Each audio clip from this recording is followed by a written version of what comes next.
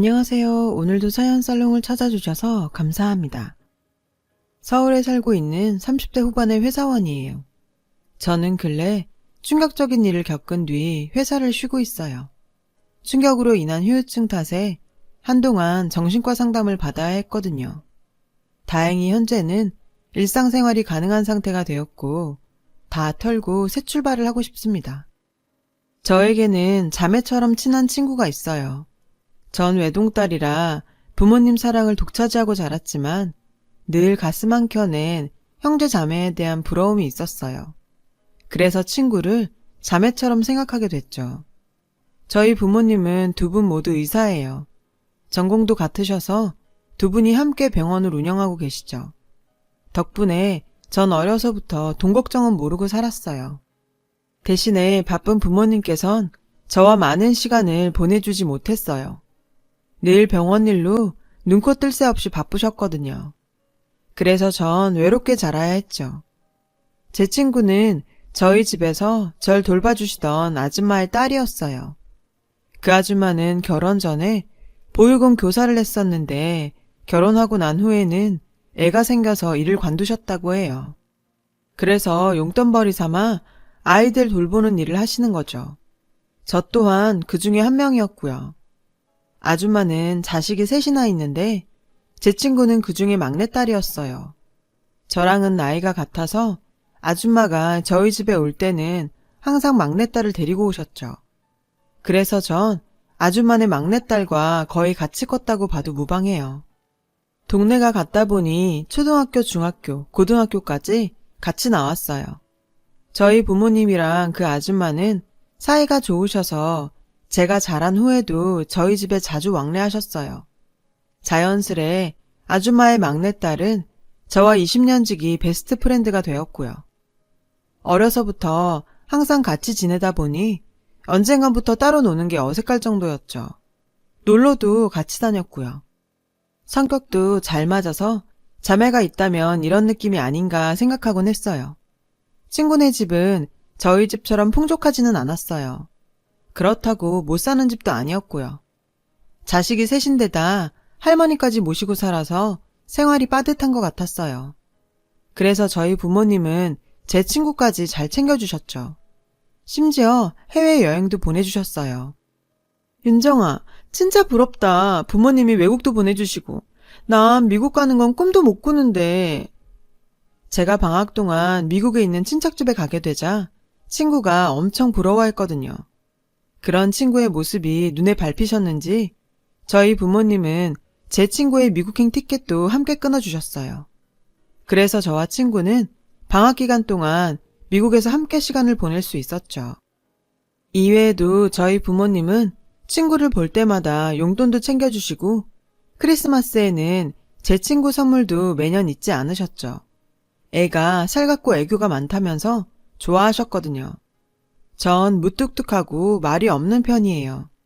그렇다고 제가 제 친구를 질투했던 건 아니에요. 오히려 그 반대였죠. 나와는 성격이 다른 친구가 부러웠고 친자매였으면 좋겠다고 늘 생각했어요. 그렇게 찰떡처럼 매일 붙어 다니던 저와 친구는 대학에 갈 때가 되자 조금씩 멀어지게 되었어요.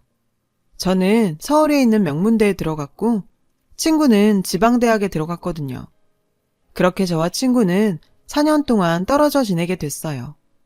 방학 동안 가끔 만나서 놀기는 했지만 예전처럼 같이 어울려 다니진 못했죠. 대학 4년이 정말 쏜살처럼 빠르더라고요. 저는 학부를 졸업하자마자 대학원에서 석사 준비를 했어요. 그 사이 친구는 휴학을 하곤 학원에 다니며 미용사 자격증을 땄어요. 나중에 네일아트샵을 할 거라면서요. 전 대학원에서 남편을 만났어요. 남편은 꽤 유복한 가정에서 자란 외동아들이었지만 행동이나 말투가 바른 사람이었죠. 공통점이 많아서인가 우린 처음부터 서로 잘 맞았어요. 만난 지 몇 달 안 돼서부터 우리는 서로를 결혼 상대자로 생각했던 것 같아요. 그리고 6개월간의 연애 끝에 결혼을 하게 되었죠. 결혼식은 서울 시내에 있는 인류 호텔에서 올렸고요. 남편과 전 소박한 결혼식을 원했지만 양가 부모님 모두 자식의 하나뿐이라서 결혼식만큼은 성대하게 치러주고 싶어 하셨어요. 그래서 부모님 뜻을 따르게 됐고요. 우리 부부는 둘 다 워커홀릭이라서 아이를 갖는 것보다는 솔직히 일이 먼저였어요. 그래서 자연스럽게 아이는 미룰 수 있는 만큼 미루고 낳기로 합의를 봤었고요. 우린 아이 때문에 일적으로 피해를 보고 싶진 않았거든요. 저나 남편이나 일에 욕심이 좀 많은 편이라서요. 결혼 생활은 타협과 양보가 필요한 건데 그땐 그걸 몰랐었죠. 결혼 생활은 큰 문제 없이 무탈하게 흘러갔어요. 종종 사소한 문제로 말다툼을 벌이긴 했지만 냉전이 그리 오래가진 않았죠. 그 정도는 다들 싸우고 살잖아요. 그러던 어느 날 아이가 생겨버렸어요. 계획했던 게 아니라 정말 의도치 않게 임신을 한 거였죠. 솔직히 저는 기쁘다기보다는 충격적이고 당황스러웠어요. 분명 날짜 계산을 잘 했다고 생각했는데 뭔가 착오가 있었나 봐요. 하지만 어쩌겠어요. 이미 엎질러진 걸. 예상 못했다고 생긴 애를 지울 수도 없는 일이잖아요. 그런 저와는 달리 남편은 무척 좋아했죠. 그동안 말은 안 했지만 내심 아이를 기다려온 것 같았어요. 하지만 전 일을 쉬어야 한다는 생각에 걱정과 한숨만 늘어갔어요. 결국 저는 만삭 직전까지 근무를 했어요. 주위에서는 그런 저를 보고는 독하다는 소리를 좀 했지만 그러려니 하고 넘겼죠. 그리고 감사하게도 자연분만을 통해 무탈하게 예쁜 딸을 얻을 수 있었어요. 낳고 보니 천사가 따로 없더라고요. 왜 부모님이 자식 낳아보면 세상이 달라진다고 하셨는지 알 수 있었죠. 그런데 문제가 생겼어요. 아이를 낳고 복직할 시기가 됐는데 아이를 맡길 곳을 구하지 못했거든요. 양가 부모님들은 아직까지 현업에 계셨기 때문에 부탁드릴 수도 없었죠. 할 수 없이 베이비시터를 고용하는 수밖에 없었어요. 하지만 생판 모르는 사람한테 내 애를 맡기는 게 겁이 나더라고요. 남편은 저보고 차라리 육아휴직을 연장하는 게 어떻겠냐고 하더군요. 솔직히 전 그 말에 화가 났어요. 요즘은 남자들도 육아휴직을 많이 하던데 본인이 휴직할 생각은 안 하고 저한테만 휴직을 권하니 얄밉더라고요. 그래서 전 결혼하고 처음으로 남편한테 크게 화를 냈어요. 자긴 어떻게 나보고 회사를 더 쉬란 소리를 해? 내 커리어는 생각 안 해? 차라리 당신이 육아휴직을 내지 그래. 왜? 눈치 보여서 못하겠어? 똑같은 부모인데 왜 나한테만 강요해? 저라고 내 배 아파 낳은 예쁜 딸을 남의 손에 맡기고 싶겠어요? 솔직히 육아휴직 연장하고 싶죠. 하지만 회사에서 애 낳고 휴직하는 선배들 보니 어지간히 눈치를 봤더라고요. 공백이 길어지면 길어질수록 복귀 후 회사에서 차별도 많이 받았고요. 전 빨리 승진도 하고 싶고 가능하다면 임원 자리까지 오르고 싶었거든요. 그런 저에게 휴직은 독이었죠. 결국 전 어릴 때 저를 돌봐주셨던 친구 어머니한테 연락을 드렸어요. 연세가 있으셔서 혹시나 하고 연락을 드린 거였지만 예상대로 거절을 하시니 좀 난감하더라고요. 내가 다른 사람도 아니고 네 부탁인데 웬만하면 들어주고 싶지. 근데 관절 수술을 한 지 얼마 안 돼서 아직은 움직이기가 그렇구나. 그나저나 어떡하니? 아니에요. 괜찮아요. 오히려 이런 부탁 드려서 제가 죄송하죠.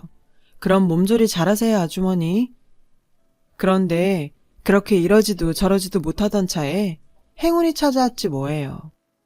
글쎄 제 친구가 아줌마 대신에 제 딸을 봐주겠다지 뭐예요. 엄마한테 얘기 들었다면서요. 저는 친구한테 고마우면서도 한편으론 무척 미안한 마음이 들었어요. 당시 친구는 네일샵 창업을 위해 가게 자리를 보러 다니던 중이었거든요.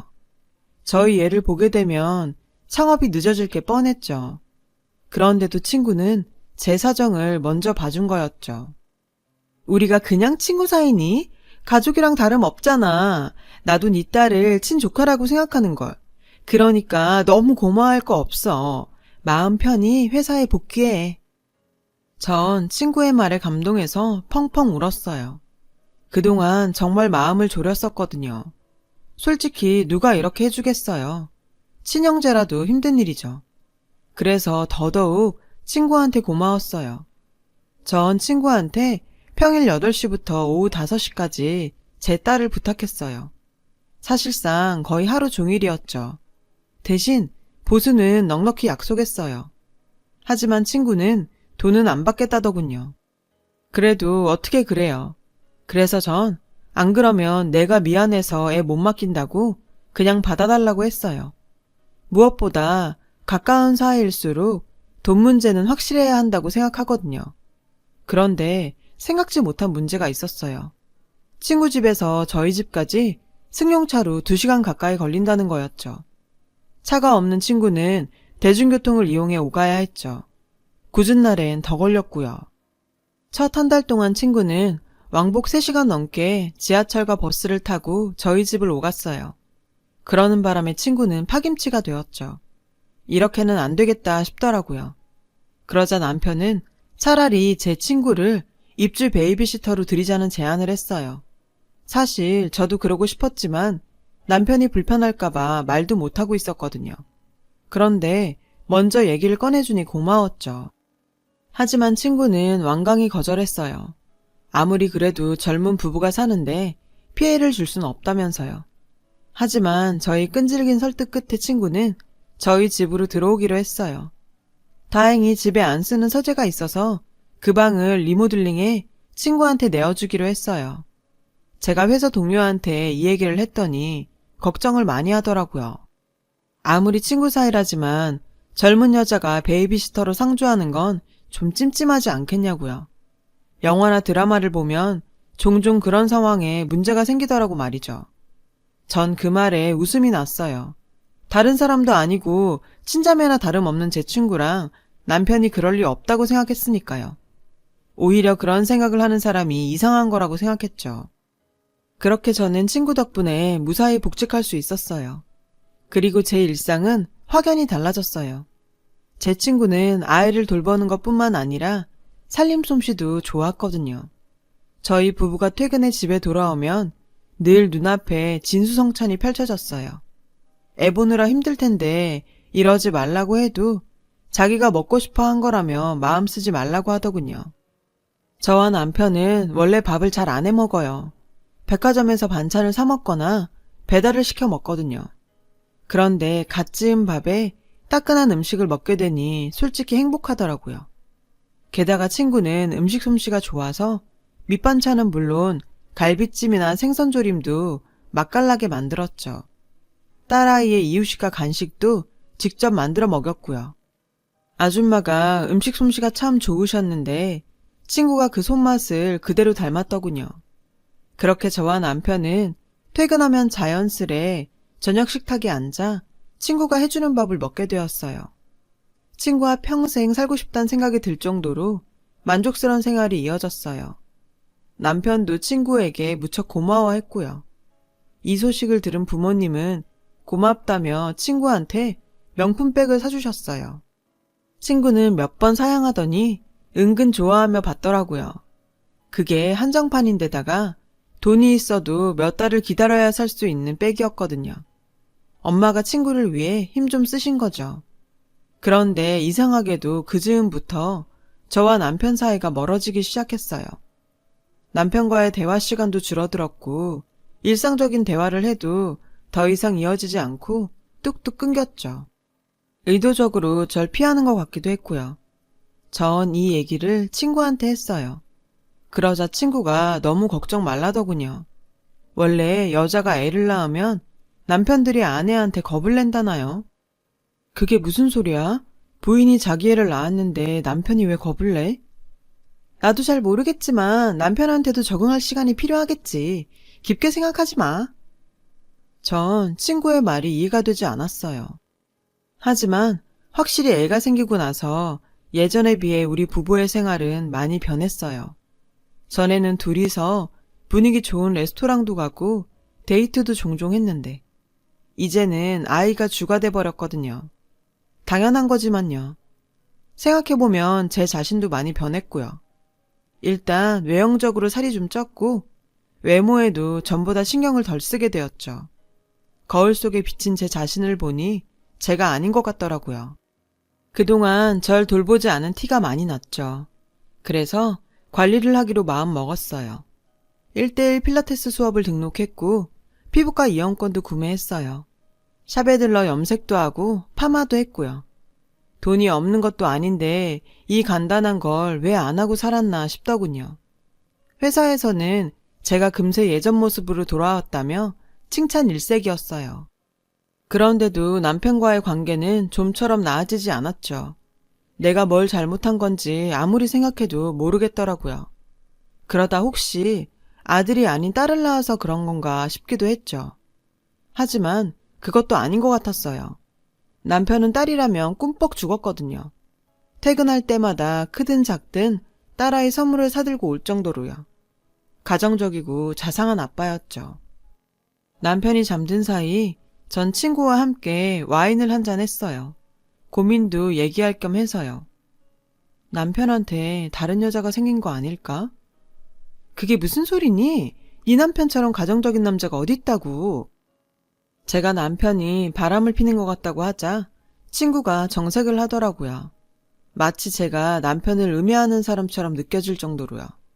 앞으로는 친구 앞에서 남편 욕은 하지 말아야겠다 생각했죠. 따지고 보면 친구는 제 딸의 양육을 위해 이 집에 있는 건데 제 푸념만 늘어놓은 것 같아서 미안하기도 했고요. 미안해. 이제 그런 말 안 할게. 근데 네일샵 매장 알아보는 건 잘 돼가? 응, 알아보고 있긴 한데 보증금이 싼 데를 찾다 보니 월세가 좀 비싸더라고. 보증금이 많이 부족해? 한 1억 정도? 그 정도 있으면 확실히 월세 부담이 덜하긴 하겠더라고. 1억이면 확실히 부담스러운 금액이긴 했어요. 하지만 그 돈이 사라지는 것도 아니고 보증금으로 남는 돈이잖아요. 나중에 다시 받을 수도 있는 돈이니까 부모님께 부탁을 해보자 생각했어요. 다행히 부모님께선 친구에게 돈을 빌려주시겠다고 하셨어요. 다만 금액이 크니 계약서를 쓰는 게 낫겠다고 하시더군요. 전 어떻게 가족 같은 친구한테 그러냐고 했고요. 윤정아, 아무리 가까운 사이라도 돈 관계는 깔끔해야 오래가는 거야. 결국 부모님의 말대로 친구에게 1억을 빌려주고 계약서를 받게 됐어요. 친구가 약간 섭섭해 하더라고요. 미안, 난 그냥 빌려주고 싶었는데 부모님이 이래야 나중에 서로 감정 안 상한다고 하셔서. 그래, 20년을 알고 지냈지만 역시 남은 남인 거네, 그지? 중간에서 전 많이 난처했어요. 그렇게 몇 개월이 흘렀고 그 사이 친구는 저희 동네에 네일샵을 차렸어요. 마침 저희 집에서 가까운 상가에 딱 좋은 매물이 나왔거든요. 전 회사에 다니면서도 주위 사람들한테 친구의 네일샵 홍보를 열심히 했어요. 그리고 홍보 업체를 운영하는 대학 동기한테 네일샵 지역 광고도 부탁했죠. 친구를 위한 선물로요. 친구가 네일샵을 오픈하게 되면서 전 서둘러 베이비시터를 구해야 했어요. 다행히 지인을 통해 괜찮은 아주머니를 소개받았어요. 지인의 아이를 봐주셨던 분이라 믿음도 가더라고요. 그런데 이 얘기를 들은 남편의 태도가 이상하지 뭐예요? 모르는 사람한테 어떻게 우리 딸을 맡긴다는 거야? 자격증도 있는데 뭐가 문제야? 그때였죠. 친구가 그러더군요. 직원 두고 하는 거라서 애 보는 건 계속 할 수 있어. 게다가 샵 근처에 집도 구해야 하는데 마땅히 지낼 곳도 없고. 그 순간 전 뭔가 있다는 생각이 들었어요. 이제 막 오픈하는 샵을 친구 딸을 보면서 운영하겠다고요? 그게 말이 돼요? 게다가 남편의 행동도 이해가 안 갔어요. 아무래도 남편과 제 친구가 저 몰래 숨기는 게 있는 것 같았죠.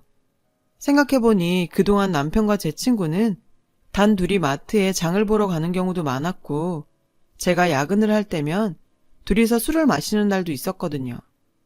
사이가 좋아서 그런 거라 생각했는데 이제 보니 모든 게 의심스럽더라고요. 전 그날 밤 쉽게 잠들지 못했어요. 한 새벽 1시쯤 되었을까요? 남편이 침대에서 일어났어요. 그리고는 제가 자나 확인하려고 손을 제 눈앞에 갖다 댔죠. 반응이 없자 남편은 조심스레 거실로 나갔어요. 전 그런 남편 뒤를 쫓았어요. 집안은 온통 캄캄했고 남편은 보이지 않았죠. 그때 희미한 말소리가 들렸어요. 친구의 방에서요. 전 소리 죽여 친구의 방 쪽으로 갔어요. 안에서 남편과 친구 목소리가 들렸죠. 미쳤어? 들키면 어쩌려고? 자는 거 확인했어. 하마처럼 쿨쿨 자더라. 맙소사.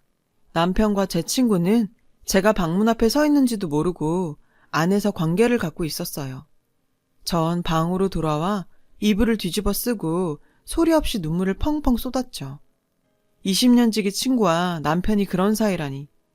게다가 제가 버젓이 있는 집에서 그런 짓까지 벌였다는 게 도저히 용서가 안 됐어요. 다음날 전 회사에 휴가를 냈어요.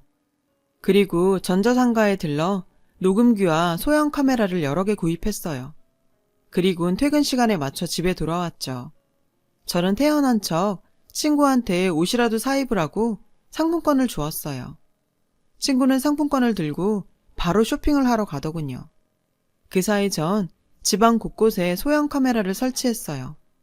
그리고 일주일 뒤 전 차 안에 앉아 녹화된 영상을 확인했죠. 이 짐승 같은 것들이 제가 없는 틈을 타 제 집에서 부부 행세를 하고 있더군요. 더군다나 안방 내 침대에서도 더러운 짓거리를 했더라고요. 제 뒷담화를 나누면서요. 그리고 돈 이야기도 오고 갔어요.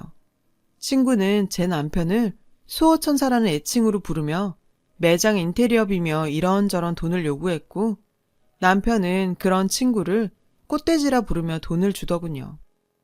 우린 언제까지 이렇게 몰래 만나야 해? 좀만 참아.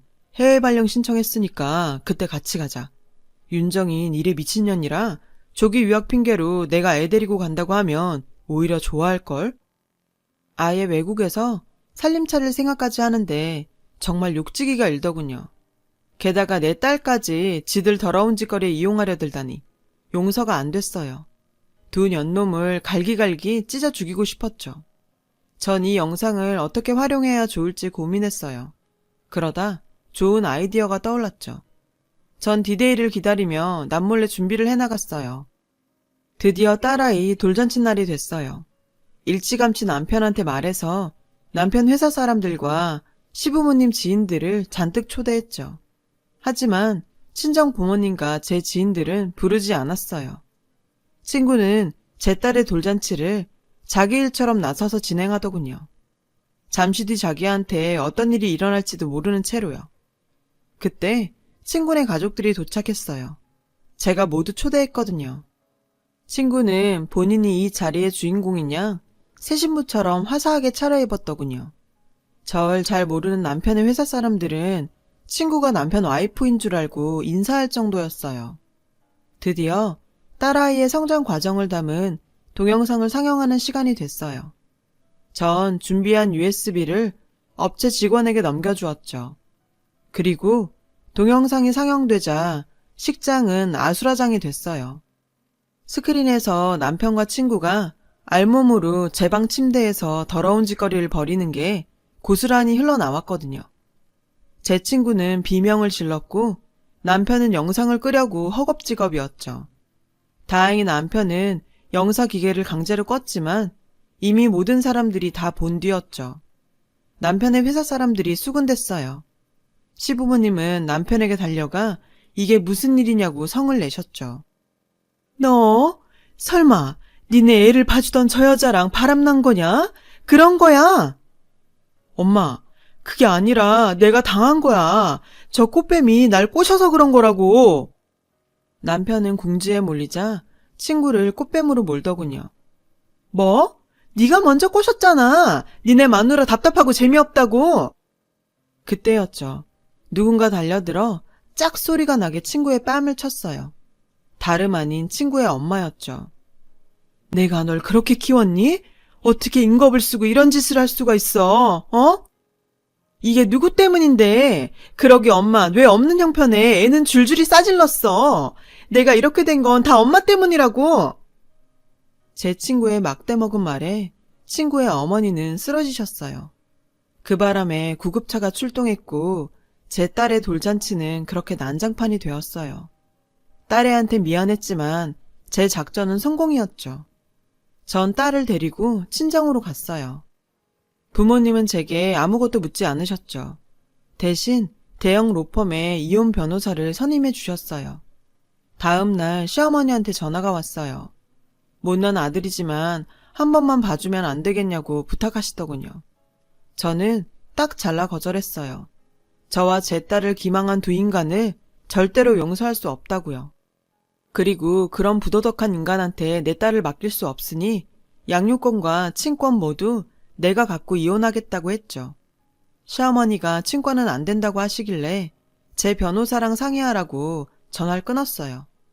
이후 엄마는 친구한테 빌려준 1억을 되돌려 받았죠. 친구가 유흥비로 다 써버려서 친구 엄마가 대신 갚아주었죠. 살던 집을 팔아서요. 남편은 이번 일이 회사에 소문이 나서 자의 반 타의 반으로 퇴사를 했다고 하더군요. 원래는 지방으로 발령이 났는데 자긴 그런 데서 못 산다고 사표를 냈다나요. 정신 차리려면 아직 멀었죠. 그리고 전 회사에 육아휴직계를 냈어요. 승진보다 중요한 건 제 딸이라는 걸 뒤늦게 깨달았거든요. 많은 것을 욕심내다간 모든 것을 잃을 수 있다는 것도 알게 되었으니까요. 조금 일찍 알았다면 좋았을 텐데 말이죠. 현재 남편과 살던 집은 처분하고 딸아이와 함께 부모님의 집에 들어와 살고 있어요. 부모님께는 많이 죄송하더라고요. 다 큰 딸이 심려를 끼쳐드리게 돼서요. 하지만 전 제 선택에 후회는 없어요. 실패가 두려워 참고 살기엔 제 인생이 너무 아깝거든요. 제 딸의 미래를 위해서라도 이게 최선인 것 같아요. 앞으론 제 손으로 딸아이를 키워가며 행복한 가정을 만들어 보려고 해요. 제 긴 사연 들어주셔서 감사드려요. 여러분, 사연 댓글에 응원과 현명한 조언 부탁드려요. 좋아요와 구독은 저에게 큰 힘이 됩니다. 오늘도 좋은 일 가득하세요.